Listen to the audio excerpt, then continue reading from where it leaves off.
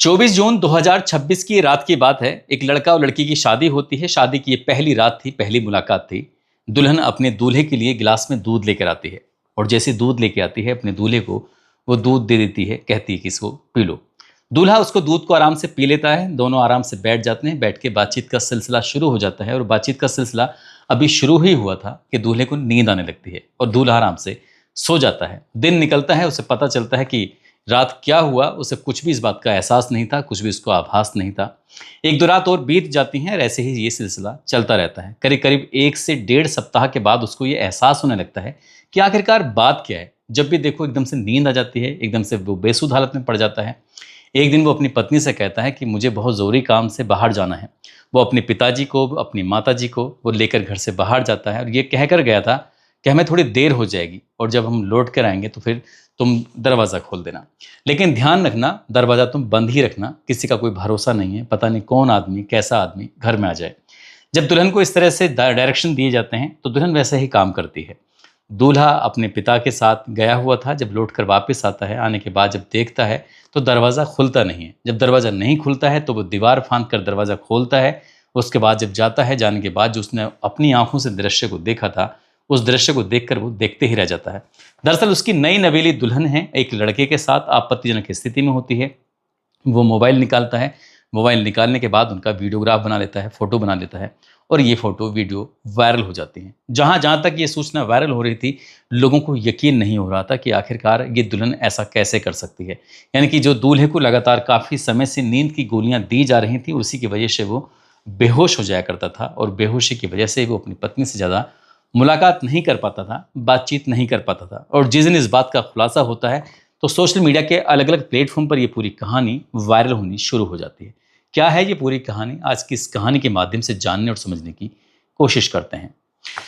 आदाब, नमस्कार, सत श्री अकाल। मैं उस्मान सैफी। 23 अगस्त 2026 की ये बात है। उत्तर प्रदेश के झांसी में तहसील चिरगांव लगती है। चिरगांव तहसील का एक मोहल्ला है तालाबपुर। यहाँ का रहने वाला एक लड़का जिसका नाम राजेश होता है।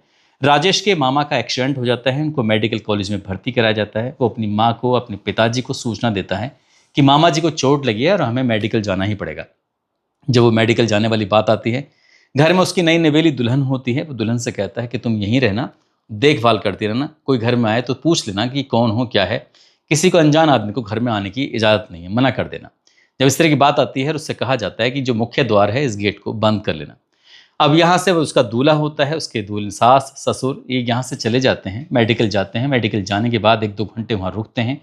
रुकने के बाद लगभग दोपहर के 2 बजे के आसपास जब वापस लौट कर आते हैं, जैसे उसने दरवाज़ा खुलवाने की कोशिश की तो दरवाज़ा खुलता नहीं है। तभी पास का एक व्यक्ति आता है। वो कहता है कि आज तुम्हारे घर पर एक व्यक्ति आया था, इससे पहले तो कभी नहीं देखा। हाँ, 1-2 दिन पहले और देखा था उसको, वो शायद अभी भी घर के अंदर ही है। जैसे ही उस लड़के यानी कि राजेश को ये बात पता चलती है, राजेश एकदम से अलर्ट मोड में आ जाता है। दीवार फांदता है। दीवार फांदने के बाद घर में एंट्री करता है। घर में एंट्री करने के बाद मुख्य दरवाजे को खोल देता है। उसके पिताजी, उसकी माँ भी घर में प्रवेश कर जाते हैं और इसी बीच में वो चोरी छुपे से अपने उस बेडरूम की तरफ जा रहा था जहाँ पर अक्सर उसकी पत्नी से मुलाकातें होती थी, बातचीत होती थी। जैसे घर के अंदर प्रवेश करता है, जाके देखता है दरवाज़ा खुला हुआ है। दरवाज़ा खुला हुआ होता है, उसकी जो पत्नी है वो आपत्तिजनक स्थिति में होती है। उसके तन पर कोई कपड़े नहीं होते और साथ ही एक और लड़का होता है, उसके तन पर भी कोई कपड़े नहीं होते। और जैसे इसने आवाज़ लगाने की कोशिश की कि तुम कौन हो, यहाँ क्या कर रहे हो, इसी बीच में दोनों एकदम से वो भी अलर्ट मोड में आ जाते हैं और आने के बाद इस लड़के का, राजेश का गला पकड़ लेते हैं और गला पकड़ने के बाद इसको मारने की कोशिश करते हैं। ये ज़ोर ज़ोर से चीखने लगता है, चिल्लाने लगता है। इसकी मम्मी, इसके पिताजी और जो इन चीखों की आवाज़ सुनने के बाद जो आसपास के लोग थे वो भी मौके पर आ जाते हैं। मौके पर आने के बाद लेकिन यहाँ पर जो उसकी दुल्हन होती है, साथ ही दुल्हन के साथ जो व्यक्ति है, लड़का है, उनको कपड़े पहनने की मौका ही नहीं मिल पाता। जब मौका नहीं मिल पाता तो उनको वैसे के वैसे ही रहने दिया जाता है। हालांकि जो दुल्हन होती है उसने एक चादर को लपेट लिया था और जो लड़का होता है उसने एक अंडरवियर पहन लिया था और इसी बीच में वो ऐसी ही स्थिति में बैठा हुआ था। और देखते ही देखते यहाँ पर जमघट लगना शुरू हो जाता है। जैसे लोगों का जमघट लगता है, जमघट लगने के बाद इसी बीच में राजेश ने 112 नंबर पर पुलिस को फ़ोन किया। इमरजेंसी कॉल जब करता है तो 112 नंबर की सूचना पाने के बाद पुलिस 10 से 15 मिनट के आसपास में वहाँ मौके पर पहुँच जाती है। दरोगा, सिपाही और भी जो पुलिस की टीम थी मौके पर आते हैं। मौके पर आने के बाद सिचुएशन को देखते हैं। पुलिस वाले भी देखते ही रह जाते हैं। दुल्हन जो होती है वो बेड पर पड़ी हुई है, बैठी हुई है और वो कुछ कहने की स्थिति में थी नहीं, लेकिन उसने एक चादर ओढ़ी हुई थी और जो सामने एक लड़का बैठा हुआ था वो एकदम से नग्न अवस्था में बैठा हुआ था। उसके पास सिर्फ एक अंडरवियर होता है। इसी बीच में जो राजेश होता है राजेश अपने पूरी कहानी बताता है। वो कहता है कि साहब ये जो उसकी पत्नी है जिसका नाम अभिलाषा है, जो कि मध्य प्रदेश के जिला दतिया की रहने वाली है। गांव इसका कद्दौर खिरिया गांव लगता है, वहाँ की रहने वाली है। हाई स्कूल पास है, हमारे गांव से लगभग करीब करीब 35 किलोमीटर दूर। जो उस लड़की की जगह है जहाँ का रहने वाला है वो उत्तर प्रदेश के झांसी में चिरगांव लगता है। चिरगांव में मोहल्ला लगता है तालाबपुर, वो वहाँ का निवासी होता है। इस राजेश की जो मामी होती है, मामी के दूर के भैया होते हैं, उन्होंने एक जगह बताई थी, एक लड़की है, लड़की हाई स्कूल है लेकिन लड़का जो होता है वो बीएससी मैथ होता है। दोनों का आपस में मिलान कराने के लिए एक दूसरे से बातचीत का सिलसिला शुरू होता है और वो तारीख आती है 15 मार्च 2026। यहाँ पर लड़की को देखने के लिए जाना था मध्य प्रदेश के दतिया में। तो यहाँ से जो लड़का होता है उसके पिता जाते हैं, भैया जाते हैं, जीजा जाते हैं, मौसा जाते हैं और 2-3 दोस्त भी जाते हैं। इसी बीच में जो लड़के के पिता होते हैं वो अपने बेटे राजेश से कहते हैं कि बेटा वैसे भी दुल्हन तो तुम्हें अपने साथ पूरी ज़िंदगी रखनी है, अगर तुम्हें कोई ऐतराज़ ना हो तो तुम भी हमारे साथ चलो। दुल्हन से सीधे सीधे मुलाकात कर लेना, बातचीत भी कर लेना, हम कोशिश करेंगे तुम दोनों की बातचीत भी हो जाए। राजेश ने जैसे ही बात सुनी, राजेश एकदम से खुश हो जाता है। जो बिचौलिया था उसने भी यही बात रखी, मैं पूरी कोशिश करूंगा तुम दोनों की बातचीत हो जाए, तुम आराम से एक दूसरे को देख लेना और बातचीत कर लेना। जब इस तरह की बात आती है तो आखिरकार ये पूरी की पूरी फैमिली पहुंच जाती है। अब यहाँ पर लड़की को देखा जाता है तो लड़की देखने में सुंदर होती है। लड़की को जितने लोगों ने भी देखा था सबके सब ने उसको पसंद कर लिया, नापसंद वाली कोई बात थी ही नहीं। इसी बीच में जो राजेश के पिता होते हैं वो वहाँ बैठे हुए जितने भी शख्स होते हैं, मेहमान होते हैं, घर के परिवार के लोग होते हैं, उनसे कहा जाता है वैसे भी राजेश को इस अभिलाषा के साथ पूरी ज़िंदगी रहना है, अगर किसी को कोई ऐतराज़ ना हो तो इन्हें अकेले में कुछ बातें करने का मौका दे दिया जाए तो कैसा रहेगा। सबके सब कहते हैं कि हमें कोई ऐतराज़ नहीं है, ये दोनों आराम से बातचीत कर सकते हैं। राजेश और अभिलाषा की बातचीत का सिलसिला शुरू हो जाता है। दोनों एक दूसरे को जब बातचीत कर रहे थे तो एक दूसरे से बड़े झेप रहे थे, शर्मा रहे थे और बातचीत करने की स्थिति में नहीं होते हैं। इसी बीच में राजेश ने अभिलाषा की तरफ देखते हुए कहा कि मैं तुमसे कुछ कहना चाहता हूँ। कहना ये चाहता हूँ, आपको याद होगा अच्छी तरह से उत्तर प्रदेश के मेरठ में मुस्कान नाम की लड़की ने अपने प्रेमी के साथ मिलकर अपने पति की हत्या कर दी थी। हत्या करने के बाद उसको नीले रंग के ड्रम में पैक कर दिया था और इस घटनाक्रम का जब खुलासा होता है तो पूरे इलाके में नहीं पूरे देश भर में इस बात को लेकर चर्चा शुरू हो जाती है। वो आगे बढ़ता हुआ कहता है कि मध्य प्रदेश के इंदौर में एक सोनम रघुवंशी नाम की लड़की होती है, उसका अपने ही घर के नौकर से प्रेम प्रसंग हो गया था। उसकी शादी होती है राजा रघुवंशी से और वो हनीमून मनाने के लिए दार्जिलिंग शिलोंग वगैरह गए हुए थे। इसी बीच में उसने अपने प्रेमी के साथ मिलकर अपने पति यानी कि राजा रघुवंशी को पहाड़ से धक्का देती है और धक्का देने के बाद उसकी हत्या करवा देती है। जैसे ही हत्या होती है तो ये घटनाक्रम भी पूरे देश भर में वायरल हो जाता है। वो एक और कहानी सुनाता है, वो कहता है कि मेरठ में एक महिला ने अपने पति को सांप से कटवा कर मरवा दिया था और वो भी प्रेमी की चाहत में। तो कहीं अगर तुम्हारे दिमाग में, तुम्हारे दिल में किसी के लिए प्यार पनप रहा हो या प्यार करती हो तो आप मुझे अभी के अभी बता देना। जब हम लोग यहाँ से जाएंगे तो मैं कोई ना कोई ऐसा बहाना लूँगा कि तुम्हारे ऊपर बात आएगी ही नहीं। तुम्हें इस बात से कोई टेंशन लेने की, चिंता करने की कोई ज़रूरत नहीं है। अभिलाषा ने बड़े सुकून से, बड़े प्यार से, बड़ी इज्जत से, बड़े एतबार से ये बातें सुनी। बातें सुनने के बाद उसने कहा कि आप मुझे गलत समझ रहे हैं, मेरे परिवार को आप गलत समझ रहे हैं। ऐसी कोई बात नहीं है, मेरा किसी से कोई अफेयर नहीं है, सब कुछ मेरा ठीक ठाक है। मैं अपनी परिवार की मर्जी से ही आपसे शादी करना चाहती हूँ, मुझे भी आप पसंद हैं। जब ये बात राजेश अभिलाषा की सुनता है तो वो खुश हो जाता है। इसके बाद वो बाहर निकलते हैं। बाहर निकलने के बाद दोनों ही अपने परिवार वालों के सामने रजामंदगी दे देते हैं, हाँ कर देते हैं। जैसे ये हाँ होती है तो 24 जून 2026 की तारीख तय हो जाती है। बारात आती है, धूमधाम से लड़की की विदाई हो जाती है। विदाई होने के बाद लड़की अपने ससुराल चली जाती है, लेकिन पहले ही दिन से उसने स्वांग रचना शुरू कर दिया था। ऐसा दावा किया जाता है कि उसने पहले ही दिन से उसने अपने पति को नींद की गोलियां देना शुरू कर दिया था। हालांकि राजेश को इस बात का जो एहसास होता है वो शादी के दूसरे सप्ताह के बाद एहसास होना शुरू हो जाता है। उसके शरीर में अजीब तरह की गिरावट आनी शुरू हो गई थी, अजीब तरह की हलचल होनी शुरू हो गई थी। वो समझ नहीं पा रहा था, किसी काम में उसका मन नहीं लग रहा था, बहुत ज़्यादा उसको नींद आती थी, लेकिन उसने कभी इस बात की शिकायत नहीं की। उसे लग रहा होगा शायद किसी तरह का कोई बदलाव होगा शरीर में, इसलिए इस तरह की दिक्कतें, इस तरह की परेशानी। वैसे भी उसने बीएससी से मैथ वगैरह किया हुआ था, मैथ से बीएससी किया हुआ था, लेकिन उसकी नौकरी नहीं लग पाई थी। वो मजदूरी करके अपने परिवार का भरण पोषण कर रहा था, अपने परिवार की ज़िंदगी को चला रहा था।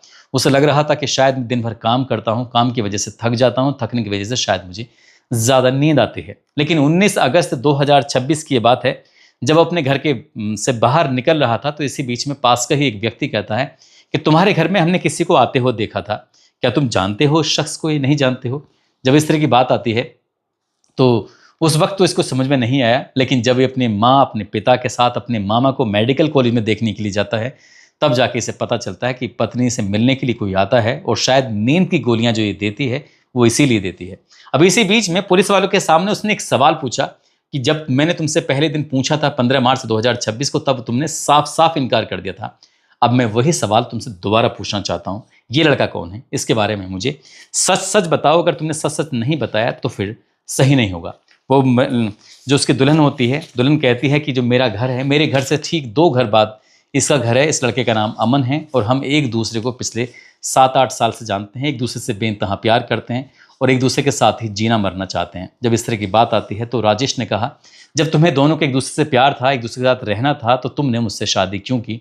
लड़की कहती है कि मैं परिवार के दबाव में बहुत ज़्यादा आ गई थी। परिवार ने जैसा मुझसे कहा मुझे वैसा ही करना पड़ा। पुलिस वाले यहाँ मौजूद होते हैं। हालात की नज़ाकत को भांपते हुए पुलिस वालों ने उस लड़की को, इनकी दुल्हन को भी अपने कब्जे में लिया। साथ ही जो उसका प्रेमी होता है उसको भी कब्जे में लेते हैं और सीधे नज़दीकी पुलिस स्टेशन लेकर पहुंच जाते हैं। पूरी कहानी वहाँ पर बयां करते हैं। पूरी कहानी बयां करने के बाद जो लड़का होता है उसके तो शांति भंग में ऐसा दावा किया जाता है कि चालान कर दिया जाता है, लेकिन कुछ ही घंटों के बाद उसको जमानत मिल जाती है। लेकिन जो दुल्हन होती है, दुल्हन को किसी परिवार के सदस्य के साथ सुपुर्द कर दिया जाता है। दूल्हा जो होता है वो 24 अगस्त 2026 को थाने में जाकर तहरीर देता है और तहरीर में जाकर पूरी कहानी बयां करता है, किस तरह से शादी होती है, किस तरह से ये लड़की उसको लगातार नशीला पदार्थ देती है, नशीली गोलियां देती है। गोली देने के बाद उसके साथ ये गलत कर रही थी और लाखों रुपए के जेवरात होते हैं, उन जेवरात को भी लेकर यहाँ से चली जाती है। साथ ही जब ये दोनों पकड़े जाते हैं आपत्तिजनक स्थिति में, तो उसने जान से मारने की भी कोशिश की थी, लेकिन पुलिस ने शायद उस दूल्हे की तहरीर के आधार पर उतनी मात्रा में कार्रवाई नहीं की जितनी मात्रा में दूल्हा चाहता था। लेकिन इससे उसकी बहुत ज़्यादा बदनामी हो गई है। दूल्हा ये भी कहने लगा, परिवार वालों से बातचीत करते हुए या उसके आसपास के लोगों से बातचीत करते हुए, कहीं ऐसा ना हो कि तुम्हारा हाल भी मुस्कान जैसा होता, यानी कि जिसने मुस्कान ने अपने पति का हाल किया था, या राजा रघुवंशी का सोनम रघुवंशी ने हाल किया था, या मेरठ की उस महिला ने जिसने अपने पति को सांप से कटवाने की एक्टिंग कराई थी, ऐसे ही हाल तुम्हारा भी हो सकता था, क्योंकि इन दोनों ने साथ साथ जीने मरने की कस्में जो खाई थी। फिलहाल वो दुल्हन कहाँ है, किसके साथ है, परिवार के साथ है या अपने प्रेमी के साथ है, कुछ पता नहीं। लेकिन जो दूल्हा होता है वो इंसाफ के लिए लगातार मीडिया के सामने बातचीत कर रहा है, इंसाफ की गुहार लगा रहा है। लेकिन अगर हम कानून की भाषा की अगर बात करें, जब लड़की 18 साल की क्रॉस हो जाती है, उसके 18 साल की उम्र ज़्यादा हो जाती है, तो अपनी मर्जी से वो किसी के साथ भी रह सकती है, उसके साथ कोई ज़बरदस्ती नहीं कर सकता। ऐसे ही पुरुष के साथ होता है, जब पुरुष की उम्र 21 साल पूरी हो जाती है तो वो भी किसी के साथ अपनी मर्जी से रह सकता है। शायद यही कारण था कि दुल्हन को भी पुलिस को छोड़ना मजबूरी में पड़ा और जो उसका प्रेमी होता है उसको भी शांति भंग की धाराओं में उसको भी छोड़ना ही पड़ा, क्योंकि उसकी जमानत हो जाती है, वो अपने घर चला जाता है। आगे इसमें कहानी में क्या होगा क्या नहीं, लेकिन दूल्हे ने साफ साफ इनकार कर दिया है कि वो इस लड़की के साथ अब कभी नहीं रहेगा। जब इस बात की शिकायत उसने अपने ससुर से की तो ससुर ने भी उसको तमाम तरह की अनाप शनाप बातें की। इस बात को भी लेकर बहुत ज़्यादा नाराज़ है। उसने भी ये अहद किया है, उसने कसम खाई है कि वो उस लड़की के साथ कभी नहीं रहेगा, उससे हमेशा दूर ही रहेगा। दोस्तों, इस पूरे घटनाक्रम को सुनाने का उद्देश्य किसी को परेशान करना नहीं है, किसी का दिल दुखाना नहीं है, बल्कि आपको जागरूक करना है, आपको सचेत करना है। आजकल जो बहुत सारी शादियां हो रही हैं उसमें बहुत सारे लड़कों के दिमाग में कई तरह की बातें भी आने लगती हैं। कहीं उनकी होने वाली पत्नी का कहीं किसी से अफेयर तो नहीं है, कहीं उनके घर में कोई ऐसे बवाल तो नहीं हो जाएगा। इस बात को दूल्हा तो शायद नहीं जानता, या वो लड़का तो नहीं जानता जिससे उसकी शादी होने वाली है, लेकिन दुल्हन बहुत अच्छी तरह से जानती है, इनकी लड़की अच्छे से जानती है और लड़की भी जानती है, तो लड़की के परिवार वाले भी अच्छे से जानते हैं। ऐसी स्थिति में अगर बीच का रास्ता ही निकाल लिया जाए तो ज़्यादा बेहतर होगा। लेकिन कभी किसी से शादी कराकर उसकी ज़िंदगी खराब करने से अच्छा है कि इसमें एक नहीं बल्कि कई परिवार खराब हो जाते हैं। थोड़ा सोच समझ के फैसला लें और किसी की ज़िंदगी को इस तरह से ख़राब ना करें। और जाते जाते, ये धर्मेंद्र कुमार हैं, रायबरेली उत्तर प्रदेश के रहने वाले हैं। फिलहाल ये गुजरात के सूरत में रहते हैं। आज इनका जन्मदिन है, इनको जन्मदिन की ढेरों सारी शुभकामनाएं, बहुत बहुत मुबारकबाद। कुछ लोगों ने नाम लेने की अपील की है, जिसमें राजकुमार कुशवाहा हैं, गोपालगंज बिहार के रहने वाले हैं। मोहम्मद अकील सीतापुर उत्तर प्रदेश के रहने वाले हैं, जो फिलहाल सऊदी अरब में रहते हैं। रेखा वर्मा हैं, हिसार हरियाणा की रहने वाली हैं। सुंदर लाल अहिरबार जो कि छतरपुर मध्य प्रदेश के रहने वाले हैं। अर्जुन देव भारती बिहार से हैं। मोहम्मद हफीज़ सऊदी अरब से। असलम बघोड़िया, राजू गोप चंदा चक टीकरी निमचक गया बिहार के रहने वाले हैं। आप सब लोग अपना ख्याल रखें, सुरक्षित रहें। जय हिंद, जय भारत।